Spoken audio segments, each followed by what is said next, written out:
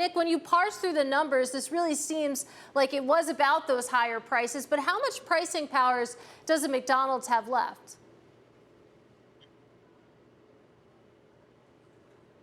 Well, I mean, I think they're going to have to keep taking pricing, but I do think we're already starting to see the ceiling in terms of pricing. When you talk to franchisees, a lot of them are very hesitant to take any more prices for the rest of this year and probably into the first half of next year, particularly as guest counts have now turned negative. So I do think we're reaching that point where pricing becomes a lot more difficult to take.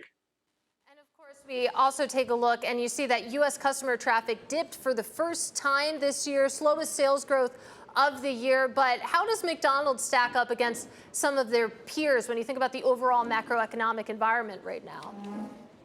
I mean, I think the QSR category is still a sweet spot. They continue to benefit from a trade down. McDonald's has been gaining so much share from everyone else that it's been very tough. Whether you think about the pizza guys or the fellow sort of burger competitors, McDonald's has just been the primary share gainer.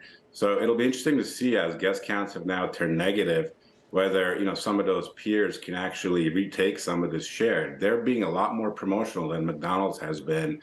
So I think in the near term, there is an opportunity for some of the McDonald's competitors to actually retake a little bit of the share. So I actually think this is actually good news for some of the peers in the QSR segment, despite sort of guest counts being negative at McDonald's. Right. Maybe there's a little bit of the halo effect fading here. McDonald's says, of course, it has raised prices, but it's done so in a strategic way in order to not to hurt comparable sales, those same store sales that everyone pays attention to. Nick, any idea how they keep doing it strategically, if they want to continue to raise prices, but do it, as they say, strategically, surgically?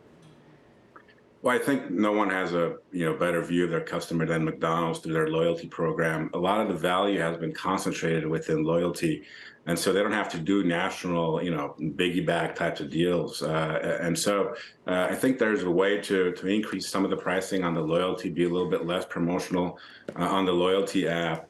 That's a big way that they can potentially, increase prices, and then focus on the premium segment. That customer continues to be very healthy, so there is still some room to take pricing there.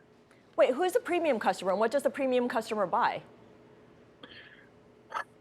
Well, the premium chicken sandwiches, the premium burgers, for example, they kind of look at premium customers as above 75K household income. That lower income value customer is below 45K income. So I think there's still an opportunity above that 75K household income level.